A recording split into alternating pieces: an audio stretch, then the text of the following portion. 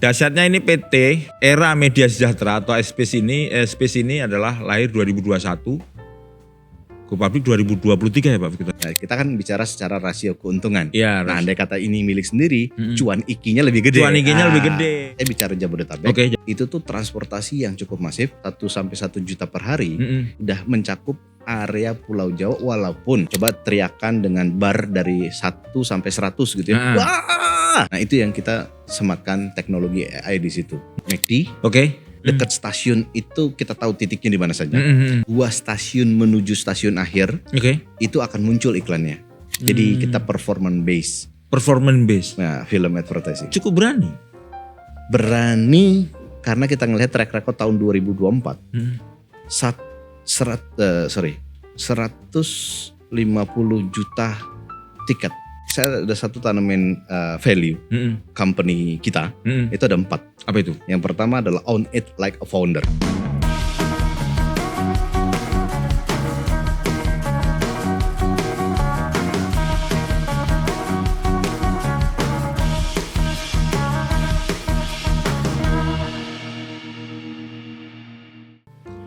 Dahsyatnya ini PT Era Media Sejahtera atau Space ini adalah lahir 2021. Go public 2023 ya Pak Victor? Betul sekali, bulan Mei. Biasanya kalau perusahaan yang pengen go public itu punya fundamental bisnisnya mantep dulu, baru untuk pengembangan nyari dana publik. Simpelnya kan kayak gitu kan? Simpelnya begitu, udah. Ekspansi. Kodenya DOOH. Doh. Ya. Doh. Itu kalau doh itu bahasa Jerman itu apa ya? Ada kok ungkapan bahasanya doh. Ada arti ya. Tapi doh itu kepanjangannya apa sih Pak Firman? Sebenarnya itu mengambil kosakata dari advertising platform digital out of home. Oh alah. Media luar ruang yang berbasis digital. Iya, kalau orang periklanan tahulah OOH gitu, Ya, OOH gitu. Tapi ya, kalau betul. DOOH digital Out of home. out of home gitu. Pak Victor, Mas Victor. Enaknya manggilnya Mas ya. Ya. Mas Victor. 2021. Kenapa Mas Victor akhirnya membangun usaha periklanan? Kenapa memilih itu? Oke. Singkat cerita tuh Itu pas Covid kan? betul. Perjalanannya kan 2020 kan memang Covid baru dimulai. Yes. Terus kemudian udah mulai sedikit ada pertumbuhan. Oke. Jadi antara pemerintah dan juga brand itu sudah mulai masuk tuh ke kebutuhan untuk woro-woro dan seterusnya. Iya. Nah, tapi di waktu itu kita startnya dengan sebuah agency. Jadi kita tuh dulu agency company. Oh, agency company aja. Iya. Jadi kita bicara sama teman-teman media owner yang punya inventory, ya kita coba bantu jualin. Tapi dari dulu OOH memang. Ya, spesialisnya Nggak ke OOH. media massa atau apa? Spesialis OOH ya. OOH. Jadi startnya dari situ. Sama siapa? Sendirian idenya atau gimana awalnya kok akhirnya membikin agensi dulu kan? Kenapa? Ya, sebenarnya pendahulunya sudah ada. Jadi Oke. saya baru bergabung tuh pas di IPO. Oh. Nah, jadi kalau cikal bakalnya di pendahulu udah. Pendahulunya ya. Oh, tapi Mas Victor gabung di 2023. 2023. 2021, 2023. Kalau cerita-cerita para pendiri, Mas Victor, apa yang membuat akhirnya memutuskan untuk IPO? Oke. 2021 start dengan agency company. Oke. 2022 migrasi menjadi media owner. Jadi disitulah letak akhirnya memiliki medium sendiri, Bedanya sama agensi dengan media owner mungkin sahabat Cuaniki itu pengen tahu apa bedanya itu Mas? Kalau agency media itu kan dia tidak memiliki inventory own. Oke. Jadi dia bisa mengutilisasi milik orang lain. Oh, Menjualkanlah tuh aset inventory kepada Iya, pihak klien. anu lah ya, middleman. Ah, oke. Begitu menjadi media owner, otomatis dia harus memiliki inventory sendiri. Dia punya titik billboard, dia punya titik videotron atau titik-titik medium tertentu yang dia bangun sendiri. Itu haknya menjadi haknya Space. Betul. Gitu loh. Nggak ada iklan nama, Space tetap harus bayar. Betul. Benar ya. Oh, karena akhirnya memiliki sendiri itu, terus akhirnya memutuskan berani untuk pengembangan akhirnya 2023 IPO. 2023 kebutuhan untuk ekspansi lebih banyak sehingga kebutuhan terhadap pemenuhan inventory LED, LCD dan beberapa inventory lain dari situlah kebutuhan untuk IPO. Oke. Berarti ada kontrak besar, ada proyek besar akhirnya memutuskan untuk IPO. Betul. Apa itu? Waktu itu mendapatkan skema kerjasama cukup panjang dari beberapa industri kategorinya. Dulu top 5 tuh yang pertama adalah industri bank. Jadi lembaga keuangan, bank, fintech, finance tuh nomor 1. Yang kedua adalah government. Yang ketiga adalah beauty. Yang keempat adalah lifestyle, fashion. Yang kelima adalah aplikasi marketplace gitu-gitu. Nah kita bagusnya itu dapat kontrak jangka panjang. Nah itu harus dibutuhkan dengan inventory yang beragam. Tetapi kalau seandainya kita pakai media milik pihak sebelah, nah kita kan bicara secara rasio keuntungan. Nah andai kata ini milik sendiri, cuan ikinya lebih gede. Lebih gede. Pinter banget ini ya, bener nih. Artinya kalau jadi middleman-nya aja, kamu itu cuma dapat fee-nya aja. Kalau punya sendiri, selain fee bisa dicatat di invoice-nya ini fee, marginnya juga ada marginnya lebih tebal. Gitu. Itu kira-kira dasarnya. Gitu.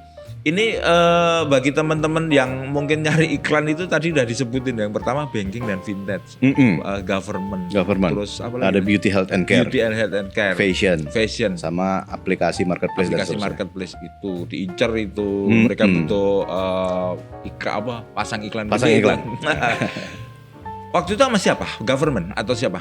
Kalau government tuh besarnya waktu itu. Penayangan ada kementerian. Pas waktu di zaman COVID tuh dapat lah ya. Karena kan Kementerian Kesehatan butuh woro-woro. Komdigi sosial ya waktu itu Kominfo. Terus kemudian ada kalau lembaga ada Bank Indonesia. Bahkan juga ada KPK gitu. Nah, itu cukup banyak. Untuk sosialisasi ya berkaitan dengan COVID waktu itu. Tidak hanya COVID tapi juga ada program-program pemerintah. Menariknya gini, Pak. Kan kalau kita bicara Indonesia, Jakarta itu atau saya bicara Jabodetabek, itu tuh masif sekali. Dan karena si KRL komuter line ini adalah 1 sampai 1 juta per hari, itu tuh transportasi yang cukup masif dan media kami di situ sehingga Jabodetabek itu udah langsung ke cover. Nah, secara prinsip media inventory yang kita punya dipakai oleh klien udah mencakup area Pulau Jawa walaupun seputaran Jabodetabek tapi kan udah buat mereka. Kenapa waktu itu akhirnya dapat kerjasama dengan komuter line dengan PT KAI ya berarti ya? Atau PT sendiri, komuter line kan ada PT-nya sendiri, anak perusahaan dari PT KAI ya. Kok bisa masuk ke sana itu ceritanya gimana Mas Victor? Jadi sebenarnya ada mitra lagi yang sudah lebih dulu, yang sudah duluan lah ya, dan juga ada beberapa mungkin kita bilang sahabat-sahabat yang lain, ada pengelolaan stiker, branding dan seterusnya. Nah menariknya layanan ini tuh kita pasang CCTV-nya itu adalah memang satu kebutuhan untuk si pihak keretanya sebagai layanan informasi untuk penumpang, hiburan dan seterusnya. Tapi ketika kita tayangkan iklan di situ lumayan masif tuh karena durasinya total kira-kira 17 jam sehari kan.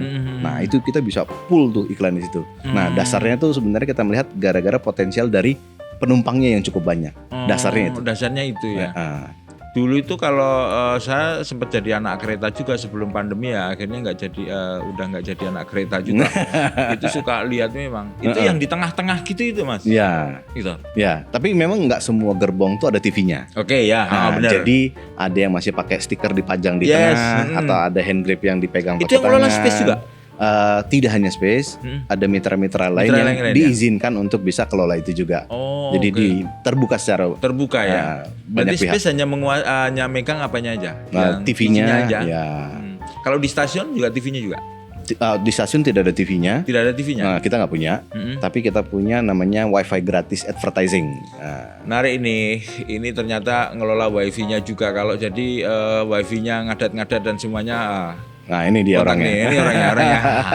Enggak, tapi menarik untuk bisnis seperti ini. Kok bisa dapat kepercayaan dari komuter line cukup lama?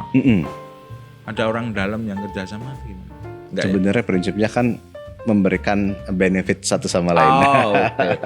Enggak semua kontrak dengan perusahaan-perusahaan itu harus punya orang dalam loh. Kepercayaan, trust, dibuktikan. Pasti ada uji cobanya dong. Betul. Di trial dulu. Paling besar dengan komuter line itu?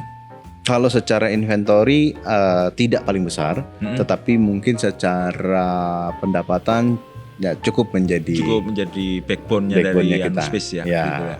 40% itu termasuk wifi yang ada di stasiun. Ya. Oke. Transjakarta katanya juga.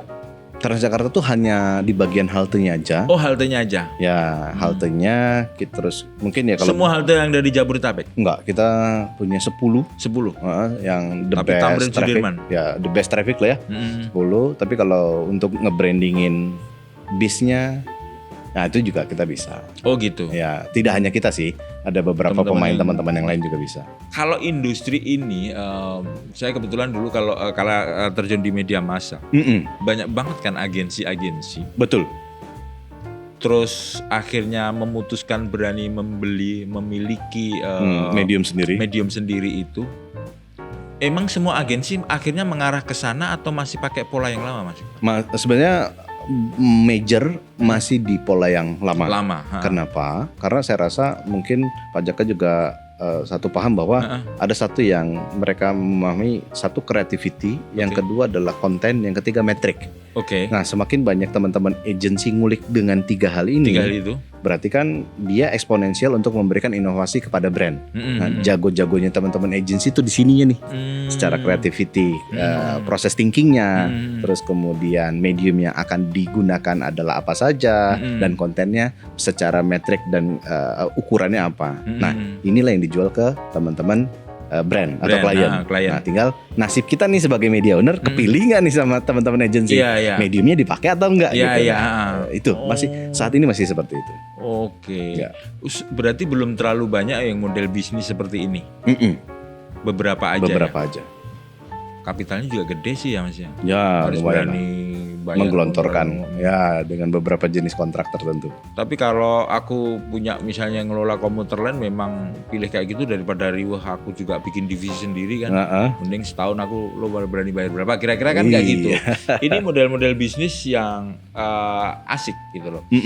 Sama dengan dulu pernah belajar, ini cerita sedikit Mas Victor. Ada teman juga punya sport management yang punya pengen ngelola lapangan-lapangan itu. Oh iya. Saya waktu itu mau diajak, terus wah modalnya gede dong, harus beli tanah gini. Jangan gitu ya. Modelnya adalah kita kontrak 20 tahun gitu. Ternyata minimarket itu modelnya juga gitu juga. Betul. Wah, bodohnya Don Juan ini ya. Don Juan. Gitu. Jadi sebenarnya nggak usah nyiapin modal begitu banyak. Ternyata kontrak aja dulu gitu kan. Bener, setelah tidak ROI-nya cepet banget deh. Cepet ya. Gila, aku masih punya aset tuh ya. Kalau nanti pindah aku tinggal pretelin sebagian 80% pindahin, 20% ambil baru. Masih layak pakai. Modelnya kayak gitu ya. Betul. Tapi kalau kontrak dengan misalnya kayak komuter lain itu bisa paling panjang berapa lama? Maksimal 5 tahun. Ya. Maksimal 5 tahun. Karena nanti diperbarui lagi ya. Hampir rata-rata begitu sih. Ya. Kayak kita dengan Pasar Jaya juga sama. Begitu. Mas, kalau kayak gini nih orangnya banyak nggak sih? Tim space timnya nggak terlalu banyak karena lebih banyak bermain di ide kreatif dan sih ya. Iya, kita mungkin ya sekitar 40-an sampai 50 orang. Boleh tahu uang yang dikelola berapa untuk saat ini? Kalau ngitung secara pendapatan, ini saya belum keluarin ya albitnya. Roughly di sekitar 180-an lah ya. Wow, miliar kan? 180 miliar. Bukan juta loh. Miliar juta mah UMKM. Termasuk gede banget ini ya. Ya mungkin size-nya masih cukup kecil kalau dibandingin yang raksasa-raksasa ya. Tapi kita berusaha untuk growth di tahun 2026. Tapi untuk perusahaan yang terhitung baru 2021 itu cukup besar. Karena saya punya temen itu beberapa agensi kan terguncang ketika COVID itu kan, itu ini malah lahir di situ. Memang, ya lucunya kok malah COVID malah lahir gitu ya. Itu kan industri waktu itu lolonya itu, rendah-rendahnya. Iya, setuju. Teman saya yang ada di agensi aja kena layoff, nggak ada banyak yang vakum, berhenti dulu aja. Nanti kalau ada lagi kita mau dikontrak lagi. Sampai sekarang akhirnya alih profesi dan ini 2021. Apa sih kuncinya Mas kalau Mas Victor kalau akhirnya menurut saya ini begitu cepat space itu untuk bergerak dan menunjukkan tajinya. Apa sih kuncinya adalah kalian? Kami sangat berterima kasih terhadap klien, baik itu teman-teman dari brand ataupun dari agensi. Mereka lah yang bisa membuat kami jadi begini. Kenapa seperti itu? Bisa dielaborasi lagi? Karena mungkin kalau saya bicara kontrak kita tuh rata-rata brand tuh repeat sama kami. Sehingga secara program mungkin ada yang jangka panjangnya kita bicara, dia selalu sama kita lagi. Itu yang pertama. Yang kedua adalah kepercayaan itu ya. Kepercayaan itu yang terbangun sehingga mereka berulang kali sama kita. Walaupun nanti penempatan medianya dimanapun, mereka akan follow tuh. Karena sketsanya adalah kita nggak jual media, nggak jual spek, nggak jual inventory. Karena kan kita menyampaikan adalah bagaimana solusi yang akan kami berikan ini tepat sasaran untuk kebutuhan mereka. Nah dasarnya itu dari situ Pak. Semacam solusi yang tepat guna, mereka happy, mereka balik lagi. Cara membangun kepercayaan ke mereka seperti apa? Kita awal-awal itu nggak gampang ya Pak. Karena kan mereka punya banyak pilihan, tidak hanya kami. So start dengan kita follow apa yang mereka inginkan dulu. Lantas kemudian baru kita berikan opsi-opsi setelah review dan hasil observasi kita. Di situ penolakan tuh ada tuh. Tapi kalau saat ini kita bicara, kita mau cobain opsi dari kita, lihat aja dulu. Tapi kalau nggak bekerja dengan baik, kalian nggak usah bayar. Oh gitu. Iya. Kan berani tes, seperti itu. Tes dulu ya. Ini orang yang agensi model-model gitu kan harus menghadapi klien tuh harus sabarnya minta ampun. Wah iya, banyak saya ngalamin itu. Kebutuhan yang harus kita supply. Bener. Dan berubah-berubah. Minta revisinya seenak udele dewe. Dan berkali-kali. Kadang kita harus batasin kalau kamu minta revisi masing-masing lagi. Ini ya. Anak cas lagi ya. Tambahan ya. Tapi memang akhirnya dulu di media massa dan harus kadang berhubungan dengan klien dan harus melayani mereka itu memang butuh kesabaran. Ya, sangat. Dan memang kalau bekerja di jasa gitu, trust itu menjadi penting ya. Nah, yang kedua adalah seks, Pak. Apa itu? Service excellence. Iya. Jangan mikir macam-macam. Harus bisa seks. Iya. Service excellence. Nah, itu penting, Pak. Ini nanti dipakai judul nih sama tim. Service excellence ya. Iya, service excellence yang menjadi penting ya. Yes. Yang membuat itu repeat semuanya. Karena kan kita bagaimana caranya bisa mengupayakan posisi kita ada di mereka. Kalau kita jadi mereka, kita tuh maunya diapain. Nah, kalau kita udah punya pola pikir itu, rasanya lebih mudah. Oke. Ketika berpikir tentang service excellence dan semuanya gitu loh. Bagaimana menanamkan 40 tim yang ada di space ini agar berpikiran seperti itu. Ini akan sulit kan. Sehingga ketika berbicara service excellence itu tidak hanya dimiliki oleh direktur utamanya aja, tapi menjadi culture di organisasi. Turun ke bawah ya. Gimana cara membuat itu? Ini waktunya nggak panjang loh, Mas Victor. Menurut saya sekali lagi pendek dan space menurut saya udah bisa bersaing cukup bagus di dunia advertising. Begitu saya masuk, saya ada satu tanaman value company kita, itu ada 4. Apa itu? Yang pertama adalah own it like a founder. Bagaimana caranya kita keseluruhan menjadi sebagai pemiliknya. Setelah itu baru kita ngomong yang kedua adalah take responsibility. Jadi selesaikan tugasmu sampai selesai, setelah selesai bantu orang lain. Nah ini tuh yang nomor 2 luar biasa Pak, powerful sekali. Nah yang ketiga adalah seek the power of difference. Berbeda itu justru karena berbedalah kita punya kekuatan. Nah oleh karena itu di tim kita nggak ada yang boleh bilang idem sama Pak gitu. Atau bilangnya adalah dulu nggak gitu Pak, harus begitu. Enggak, kita berubah. Ya yang terakhir adalah fun. Nah jadi kalau 4 ini mereka nggak cocok, udah otomatis mereka keluar Pak. Karena otomatis keluar. Iya, karena nggak ada yang bisa menyesuaikan. Jadi kalau ilustrasi agak melenceng dikit ya. Dalam perjalanan suatu hari mungkin Bapak atau saya gitu jalan naik motor, nggak karuan di jalan raya. Begitu pas dilihat ada 2 meter, 3 meter lagi ada razia ke polisi, itu otomatis kita merapat. Jalannya pun pelan, tertib. Diperiksa SIM-nya, STNK-nya sudah selesai diperiksa, keluar dari radius pemeriksaan polisi, balik lagi pakai normal, nggak karuan. Nah kira-kira yang bisa kita bentuk adalah tempatnya, lokasinya, strukturnya, budayanya. Tapi orangnya susah kita rubah Pak. Tapi selama dia berada di space, dia harus pakai 4 ini. Kalau dia nggak kuat, silakan pergi. Pergi sendiri. Iya. Ini yang mahal nih, pelajaran-pelajaran seperti ini, orang yang bisa berpikir seperti owner dan semuanya. kerja dengan hati. Kerja dengan hati. Nanti hasilnya akan mengikuti. Betul. Nah, dan ini yang harus banyak organisasi ataupun perusahaan-perusahaan bisa mengikuti itu. Karyawan juga harus memahami itu, gitu loh. Berpikir entrepreneur, seperti ini nih, berpikir entrepreneur. Mas Victor, ya. Setelah berjalan dengan komuter lain dan semuanya tadi, emang Jabodetabek pasarnya begitu besar, nggak pengen melebarkan pasar ke luar-luar? Ya, di luar pun juga kita punya. Di mana? Tapi kita bicaranya adalah mengagregasi kepada teman-teman yang lain. Maksudnya jadi gimana kita itu? punya namanya Ads Platform. Ads Platform ini seperti marketplace yang isinya tuh media-media semua. Jadi kita kontakin semua yang ada di daerah. Ya udah, semua medianya masukin ke dalam kita. Jadi menjadi ajang pilihan lah ya. Jadi kalau pajakan nanti klik di Ads Platform, lihat nih gue mau pengen pasang di Purwokerto, pengen di mana, itu sudah ada semua. Ya, jadi kita membantu mereka lah.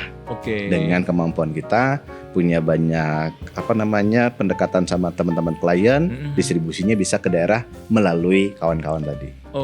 Di beberapa, kalau media massa juga ada itu beragregasi dengan media-media lokal. Iya, jadi kurang kalau lebih. ada berita lokal yang memang menasional bisa kita tarik. Betul. Ada berita yang berkaitan dengan lokal dari informasi dari pusat bisa ditaruh sana lebih banyak. Betul sekali. Kira-kira gitu, Pak. Modelnya seperti itu. Betul. Berbicara teknologi, kan ini sangat dekat dengan teknologi dengan yang lainnya, dan apalagi di era AI sekarang ini. Seperti apa pemanfaatan AI untuk space? Yang kita sudah implementasi, mungkin kebayang ada sebuah digital totem. Jadi totem itu layar yang biasa ukurannya mungkin sekitar 2 meteran, yang kita tempatkan ada di stasiun, di di pasar. Nah itu yang kita sematkan teknologi AI di situ. Nah jadi di situ bisa bermain tuh Pak, jadi gimmicknya lucu-lucuan. Misalnya contoh, coba teriakan dengan bar dari 1 sampai 100 gitu ya. Sampai dia mencapai 100, dia dapat reward tertentu, dapat voucher diskon 10% atau 20% redeem.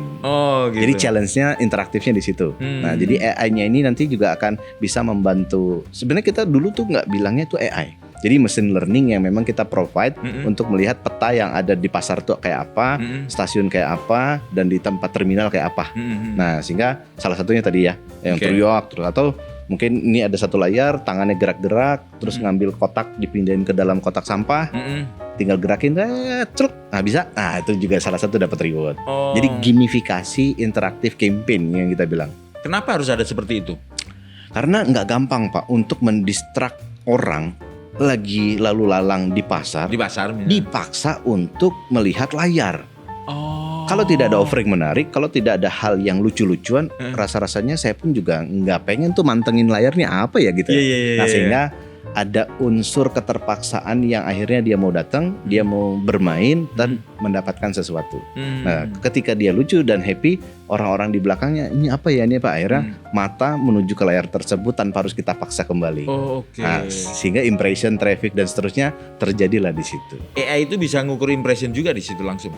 Ada yang menarik kalau di TV keretanya kita. Jadi kalau Bapak nanti sempat lihat TV-nya di atasnya itu ada kamera. Nah, kameranya itu yang kita manfaatkan untuk bisa meng-capture. Jadi meng-counting iya. Nah, saat ini challenge-nya adalah bagaimana caranya melihat penumpang-penumpang itu begitu melihat layar kita, ekspresinya apa?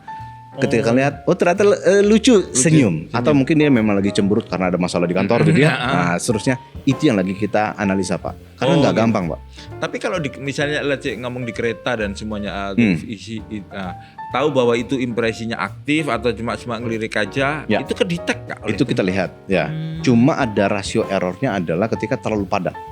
Kan kepalanya ketutupan kepala orang lain, kepalanya ketutupan jilbab dan seterusnya. Jadi counting numbernya itu mungkin rasionya 20% itu error. Berarti ketika rush hour, ketika di pagi dan sore itu agak-agak kesulitan untuk ngecek itu. Betul. Bukan errornya akan lebih, margin errornya mungkin akan lebih tinggi. Ya, betul sekali. Tapi secara aktivasi dari si perhitungannya itu yang mau kita latih terus-menerus Pak, karena secara tidak langsung ternyata profilnya itu berulang Pak. Mereka yang menggunakan kostum pekerja, dia akan naik lagi kan, esok harinya kan. Nah ini tuh yang akan kita lihat, oh ternyata begitu banyak profil orang bekerja yang menggunakan kemeja, orang yang ternyata menggunakan t-shirt, hoodie dan seterusnya. Dan kita mau pantau juga berapa banyak sih orang yang menggunakan sepatu yang mohon maaf bermerek, yang harganya cukup tinggi. Oh ternyata profil middle itu ada. Ini kalian dapat data yang luar biasa dong, Iya. Bisa mengcapture itu. Betul sekali. Teman-teman kereta tuh bahkan kemarin sempat minta tolong ke kita kan kalau ngeliatin tuh, mohon maaf ya, jika terjadi adalah pelecehan seksual, terus ada kehilangan, itu kita pantauin dari kamera CCTV kita, Pak. Oh gitu? Iya. Dulu waktu itu ada tuh orang hilang di Bogor, dia berangkat dari Bogor, terus hilang di mana? Kita nggak tahu tuh. Nah, akhirnya kita cuma tanya naik keretanya nomor berapa, 12.20 berapa saya lupa tuh. Ya kita cari tuh jam-jam tersebut. Akhirnya tahu Pak, dia turunnya di stasiun ini jam segini. Udah. Habis dari situ kita cuma bisa menyampaikan informasi di situ aja. Sisanya dia kemana saya nggak tahu. Kita nggak tahu. Oh oke. Itu salah satu fungsinya. Ada fungsi lain nggak AI untuk mendeteksi misalnya target market atau apa misalnya ketika rame tertentu iklan yang disodorkan otomatis seperti itu kan memungkinkan, kalau logika saya yang nggak ngerti kayak gitu memungkinkan gak? Sangat memungkinkan dan saat ini sudah berjalan. Oh gitu? Jadi menariknya contoh ya Pak, ada McD. Di beberapa titik dekat stasiun itu kita tahu titiknya di mana saja, sehingga nanti tayangan iklannya itu adalah 2 stasiun menuju stasiun akhir, itu akan muncul iklannya. Stasiun 2, stasiun 1. Nah stasiun 1 inilah yang jaraknya mungkin radius 2-3 km ada McD-nya. Nah ini makanya dia akan muncul sendiri. Atau yang kedua misalnya contoh ya Pak, kayak tadi mungkin hujan nih, dan besok diprediksi akan hujan juga. Maka yang akan muncul tuh iklan yang cocok adalah apa? Misalnya saya nggak sebut brand, mie yang ada kuahnya yang hangat-hangat gitu ya. Atau jahe, minuman jahe. Betul. Atau kalau sore hari yang terik sekali, mungkin rangsangannya adalah sampo yang bisa digunakan oleh rambut panjang supaya tidak gerah. Nah itu kita weather bisa. Terus tadi geometrik untuk location base bisa. Nah jadi itu yang kita inovasikan terus di tayangan di dalam TV. Itu di-develop sendiri oleh teman-teman Space? Iya, internal. Wow, jadi nggak pakai pihak eksternal untuk gitu? Enggak, pasukan sendiri Pak. 40 orang loh. Selain nganalisa juga bikin sistem seperti itu. Dan dibenamkan di situ. Betul. Sejak tahun berapa Mas? Ini 2023 udah jalan. Udah jalan ya? Udah jalan. Akan berkembang terus kan modelnya, pasti akan menyerap datanya, pasti akan lebih. Kemarin tuh kita coba live streaming di dalam TV kereta. Live streaming. Jadi udah bisa, hanya mungkin rasio delaynya 3 detik ya. Jadi live streaming di tempat kita tembak di TV kita, terus kemudian delay tadi ada 3 detik. Yang kita lagi uji coba tuh, anggaplah saya seorang host. Jadi saya akan bicara, terus kemudian saya akan punya 2 sudut pandang. Saya ngelihat di kamera, satu lagi saya lihat di TV CCTV. Saya bisa, Mas yang baju warna merah, iya betul, sampean Mas. Oke, Mas hari ini bawa handphone, oke. Misalnya campaign-nya handphone tertentu, oh iya oke, dapat voucher nanti langsung hubungi Space ya. Nah itu bisa dilakukan interaktif. Nah si audiensnya bisa kontak kita lewat microsite. Misalnya kita di TV-nya ada scan QR barcode, dia scan situ, dia register, nanti dia bisa komunikasi dengan kita. Jadi dianya berkomunikasi via chat, hostnya berkomunikasi via verbal via live streaming. 2026 ini? Ya. Kita mencoba begitu. Udah belum dicoba. Kalau live streamingnya sudah berhasil. Live streaming ya, tapi untuk dua arah two way communication-nya akan kita coba. Kalau live streamingnya udah kayak kemarin kita ada tahun lalu sidang isbat, terus kemudian ini kayaknya besok nih buat Ramadan kita juga sidang isbat juga. Oh gitu. Wih menarik loh ini ya, kalau nanti tayangan bola kali ya. Iya, menarik itu kalau bisa kerjasama dengan yang pegang license nih ya. TVRI itu. Iya. Itu jam 7 pagi, jam 8 pagi. Amerika kan? Iya Pak. Pas itu, jadi nonton gitu. Dan kebanyakan pas itu kan jam prime time orang jalan. Jadi kalau kita bisa tayangin luar biasa. Saya kenal anunya Mas. Yang bosnya yang ngurusin itu. Temen saya itu. Siapa tahu bisa dicolok ke kita. Iya, dicolok ke sana ya. Nonton bareng di dalam kereta. Jadi nggak ribut, nggak lakukan pelecehan seksual, nggak apa-apa, malah nonton bola semua gitu. Asik ya. Tapi repotnya nanti dia lupa ke kantor, Pak. Oh iya, kebablasan. Yang harusnya turunnya gondang dia, turunnya Selatan Kota. Bener. Menarik ya. Selain untuk AI untuk kebutuhan, itu kan AI untuk kebutuhan konsumen dan semuanya. Space itu kan adalah industri yang menuntut kreativitas, inovasi dan semuanya. Untuk di internal ada, Pak. Jadi kalau kita bicara dapur nih, teman-teman strategiknya kita itu kita persiapkan engine AI yang kita create sendiri. Create sendiri. Jadi kita bangunnya adalah ini buka di sedikit dapur nih ya. Sedikit dapur, nggak apa-apa. Jadi misalnya saya akan bicara sama sebuah brand gelas. Maka brand gelasnya itu kita lihat historical 2 tahun terakhir. Kita akan lihat apa saja yang ada datanya itu kita minta tolong sama AI-nya. Nanti muncul. Lantas kemudian kita akan buat profilnya ini untuk implementasi iklan jenis A. Itu nanti akan secara keseluruhan eksponensial muncul, Pak. Akan ditayangkan di mana, mediumnya apa, terus kemudian glosarium untuk jenis inventory-nya apa, sampai ke terakhir adalah cost efisiensi budgetnya ini masing-masing berapa persen. Nah itu di sisi internal kita sudah melakukan dan memiliki engine itu. Itu mempercepat kerja kalian berarti ya? Satu mempercepat dan yang kedua adalah memperluas pengetahuan. Karena biasanya kan itu database-nya udah ada dong. Harus base database harus. Yang dianya tadi tidak punya jadi tahu karena terpaksa dia baca karena AI-nya ngasih info. Iya, gitu. Database-nya cukup banyak juga berarti dari experience kalian di 2021 dikumpulkan di situ ya jadi. Betul, dan yang kedua adalah kita tariklah sumber-sumber dari luar juga All Media, dari Nielsen, dari mana-mana semua data kita amprokin semua jadi satu. Jadi ketahuan, Pak, tahun 2022 dia budget campaign-nya berapa, 2023 berapa, kemana saja, spot yang dibuang apa dan sebagainya itu bisa dapat. Nah tinggal kemampuan tim kita jualannya berhasil atau enggak. Iya. Kalau proposalnya bagus tapi enggak closing kan bener. Sami mawon. Sama aja sami mawon. Tapi luar biasa loh, banyak orang menggunakan AI seperti itu mempermudah kita untuk belajar kita. Namun yang pasti itu tadi quote-nya menarik, membuat kita tambah pinter dan kita harus juga itu kan hanya beda membuat proposal menjadi cakep, analisa menjadi cakep, tapi nggak closing ya sama aja. Nggak tepat guna. Harus ngomongnya harus bener juga. Nanti analisanya AI seperti A, kalian jelaskan ke B, C, D, E malah bingung itu. Saya lagi satu program. Ini personal. Jadi selama 1 bulan saya ngobrol sama ChatGPT, Pak. Jadi kalau malam sebelum tidur mau ngetik-ngetik boleh ataupun ya udah saling teleponan aja. Saling teleponan. Wah itu jago, Pak. Kok sama Mas Victor? Jujur saya juga ketika pulang kerja dan semuanya, ketika misalnya di tengah kemacetan itu punya pikiran apa dan semuanya pengen saya tanyakan, sampai rumah saya bikin kopi, saya ngobrol itu. Iya. Saya udah jalanin 1 bulan terakhir. Tapi jujur malah tak bodoh-bodoh, goblok kamu. Ini datamu nggak update, Mas. Terima kasih. Ini tak kasih data ini. Terima kasih sekali, senang banget. Kamu baik sekali. Kira-kira gitu kan, lucu-lucu gitu. Pakai suaranya yang menarik ya, Pak ya. Aku pakai ketik, pakai suara bisa juga ya. Aku belum explore sih sama suara. Itu seru, Pak. Jadi kayak kita teleponan aja. Aku kan kalau pakai laptop nggak malas pakai handphone, pakai laptop di luar aku ketik-ketik gitu. Dong cari ini ide tentang ini dong. Tadi kepikiran gini. Tapi kaitkan dengan ini ya. Pengen analisa mendalam, boleh deh bikin. Terlalu berat buat aku kan.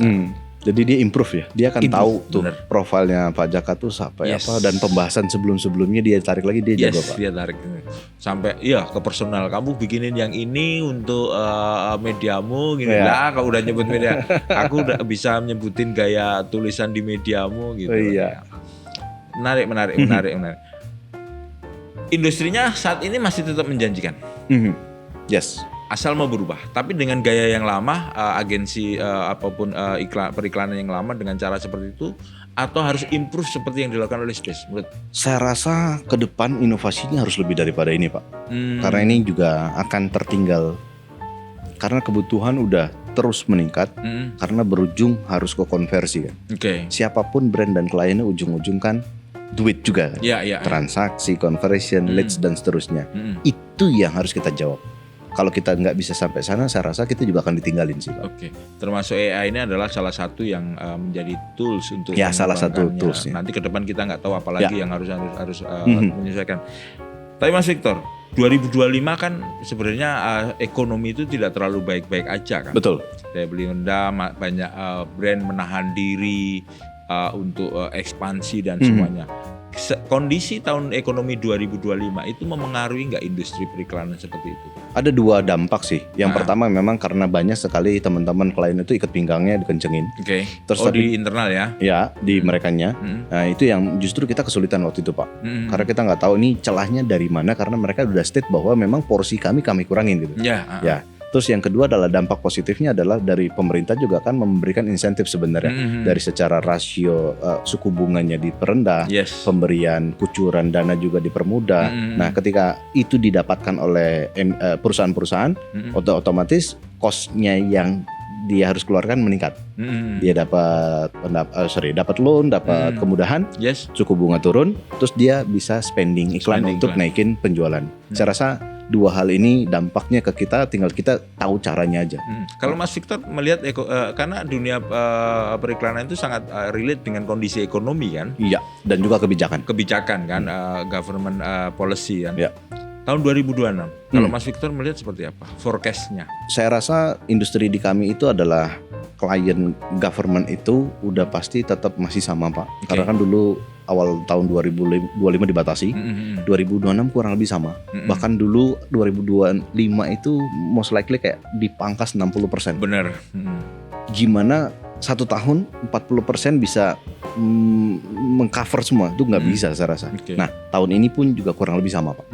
Jadi kalau industri government saya rasa kita nggak terlalu banyak berharap besar-besar banget.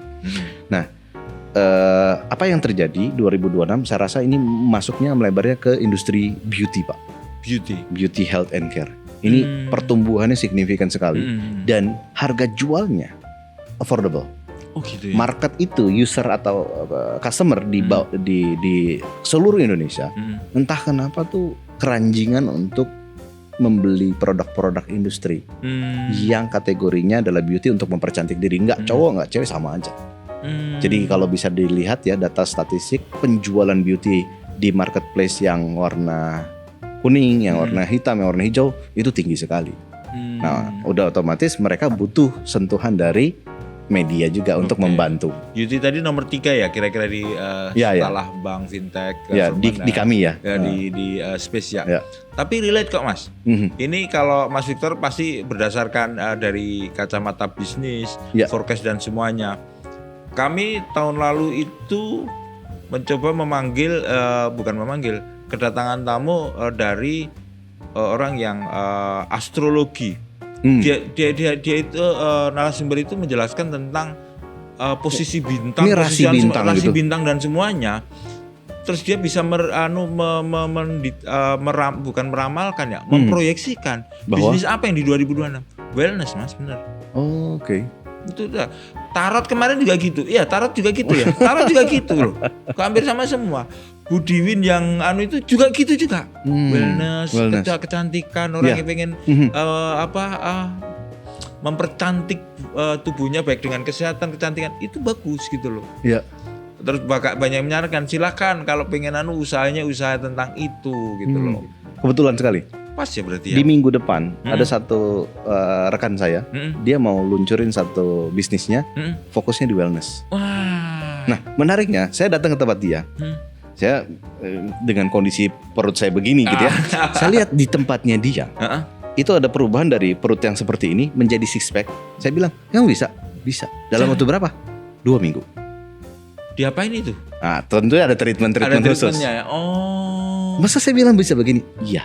Karena objektifnya kita adalah tentunya pasti nanti akan ada treatment, akan ada hal yang dikonsumsi, ada hal yang harus dijaga, tetapi akan semuanya bermuaranya ke wellness. Oke. Nah jadi saya rasa betul juga tuh Pak. Iya, makanya ketika Mas Victor memberikan forecast seperti itu, pas juga bisnis-bisnis seperti itu yang akan menjadi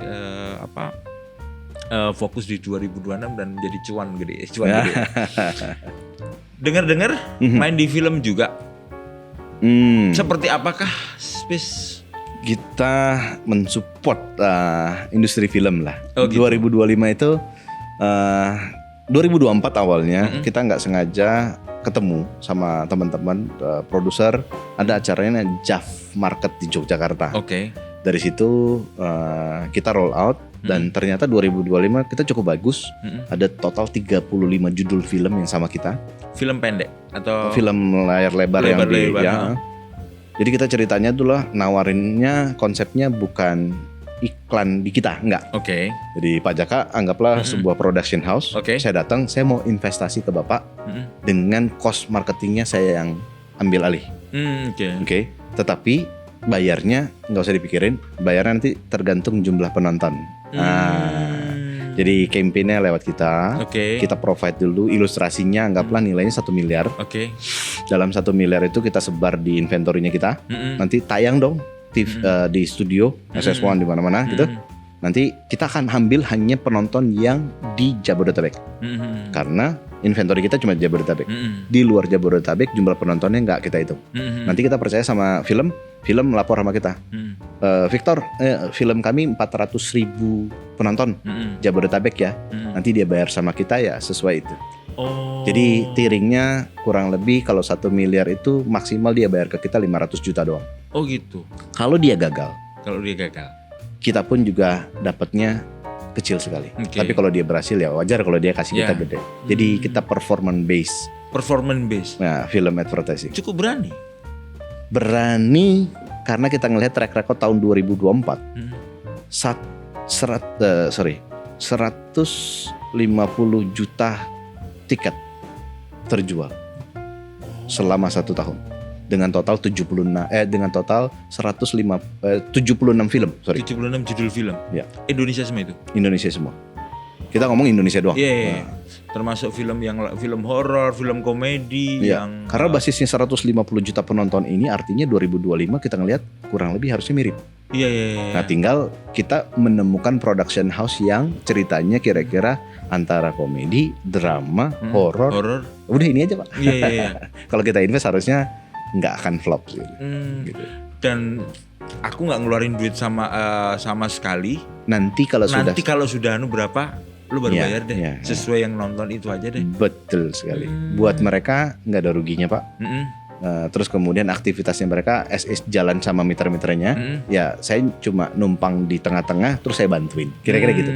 Kalau sampean ya kurang bagus ya udah saya juga dapat bayaran juga kurang bagus, nggak apa-apa. Nggak apa-apa. Gitu. Iya. Itu ide dari mana awalnya seperti itu? Ada satu kreatif director saya. Nah itu memang orangnya suka ngawang-ngawang dan dia ketemu ini karena dia pengamat film juga. Nah jadi spiritnya adalah gimana caranya bisa bantuin production house yang cost iklannya tidak terlalu besar, tetapi nggak terlalu merepotkan buat mereka. Ketemulah win-win solusinya ini. Dan ini menjadi prospek yang bagus, salah satu revenue stream baru dari Space. Betul sekali. Ya, caranya begitu. Udah menyumbang berapa persen dari revenue untuk Space? Belum terlalu besar. Saya kurang bisa sebut spesifik ya. Tapi ini prospeknya akan lebih bagus. Lebih bagus. Karena kita melihat kalau seandainya kita ngomong tahun 2025 kayaknya 2026 nih bisa 150-an judul film sih. Karena kita tahu rata-rata teman-teman tuh ada yang produksi 4, 8, 10 gitu judul film. Dan anomalinya kan luar biasa ya Pak. Jumlah penonton pecinta film Indonesia tuh luar biasa. Dahsyat itu memang. Salut buat para sinias ya. Bisa menciptakan karya-karyanya yang idenya kreatif juga ya. Betul. Untuk melihat persaingan di industri periklanan saat ini seperti apa Mas Victor melihatnya? Cukup ketat? Sangat. Karena pasti teman-teman tuh sangat berlomba-lomba dari urusan kreatifnya. Yang kedua adalah multiple solutionnya. Yang ketiga adalah generate conversionnya. Saya rasa 3 hal ini siapapun mereka sedang berada di konteks ini nih. Bagaimana caranya bisa memaksimalkan 3 hal ini. Mengadu ide kreatif inovasi ini menjadi penting berarti ya. Betul sekali. Ini yang akan membuat teman-teman di industri periklanan akan survive dan semuanya. Gitu. Keroyokan dah. Kalau boleh tahu Mas Victor, apa yang membuat Space ini begitu bisa cepat tumbuh dan menghasilkan revenue yang cukup dan tentu sudah profit dong dan semuanya. Seperti apa secara singkat untuk bisa biar teman-teman menghasilkan cuan juga inilah seperti Space ini. Oke. kebayangnya adalah yang kami lakukan itu adalah menciptakan metamorfosis dari multiple solution tadi. Karena kan kita jangan pernah berpikir bahwa udah pasti kita punya TV kereta tuh udah paling bagus, udah pasti duitnya bakal di sini semua. Enggak ternyata. Karena para klien sudah memiliki skema masing-masing. Di kuartal 1 sampai kuartal 4 mereka akan berfokus di mana.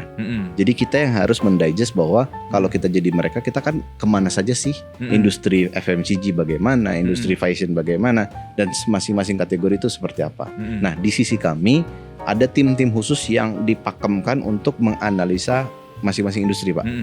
Jadi elektronik sendiri, terus kemudian otomotif sendiri, itu udah ada, kita kelompokkan masing-masing. Sehingga otaknya makan berfokus kepada kelompok yang diserahkan tadi. Itu yang kedua.